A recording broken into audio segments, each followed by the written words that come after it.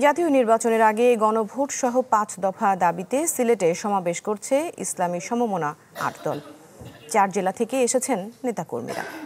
সমাবেশে বক্তব্য রাখবেন জামায়াতের আমির, ইসলামী আন্দোলন সহ অন্য দলের শীর্ষ নেতারা। দাবি আদায়ে আজ নতুন কর্মসূচি না এলেও একটি ধারণা দিতে পারে ৮ দল।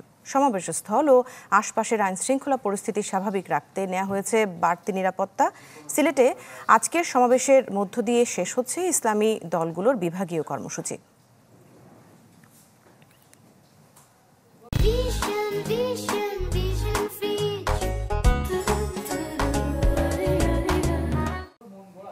সিলেটের আলিয়া মাদ্রাসা মাঠে চলছে ইসলামী সমমনা ৮ দলের বিভাগীয় সমাবেশ। সেখানে রয়েছেন আমাদের সহকর্মী আজহার উদ্দিন শিমুল, তার সাথে একটু কথা বলে দেখি কি অবস্থা সেখানে।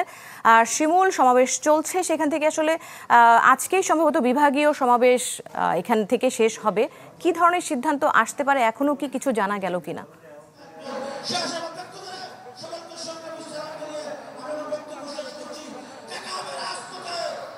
দৃষ্টি দেখুন, অনানুষ্ঠানিকভাবে 12টার সময় শুরু হলো, কিন্তু জোহরের নামাজের পর এই সমাবেশের যে আনুষ্ঠানিক কার্যক্রম তা শুরু হয়েছে।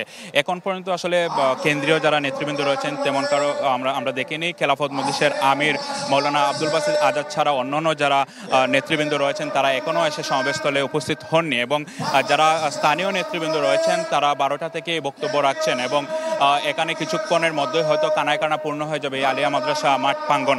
এবং আমরা আইনশৃঙ্খলার সদস্যদের সাথে কথা বলেছি, তারা বলেছেন যে তারা বিশেষ নিরাপত্তা জারি করেছেন এখানে, এবং এই সমাবেশস্থলের চারপাশে কিন্তু নিরাপত্তা তারা বজায় রেখেছেন, এবং তারা বলছেন সাদা পোশাকের আইনশৃঙ্খলা বাহিনীর সদস্যরা কিন্তু কাজ করছেন।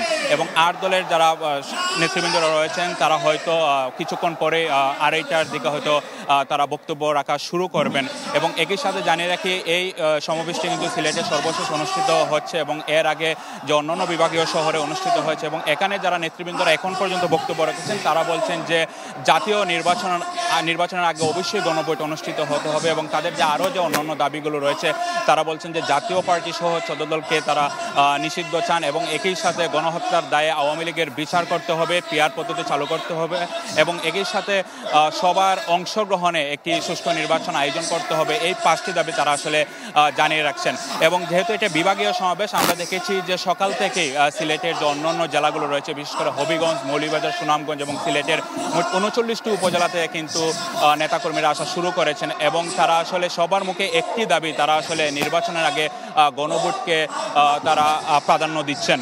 সব মিলিয়ে আসলে কিছুক্ষণ পরে হয়তো জামাতের যে কেন্দ্রীয় হয়তো সমাবেশস্থলে উপস্থিত হবেন, এবং অন্যান্য যারা দলের নেতৃত্ব তারা উপস্থিত হবেন বলে আমরা, এই সমাবেশটি সন্ধ্যা পর্যন্ত চলবে বলে আমাদেরকে নিশ্চিত করা হয়েছে। তো দৃষ্টি আমার চেয়েছিল সিলেট থেকে সবশেষ। জি শিমুল, ধন্যবাদ আপনাকে। আপডেট জানার জন্য ফিরে আসবো আপনার কাছে।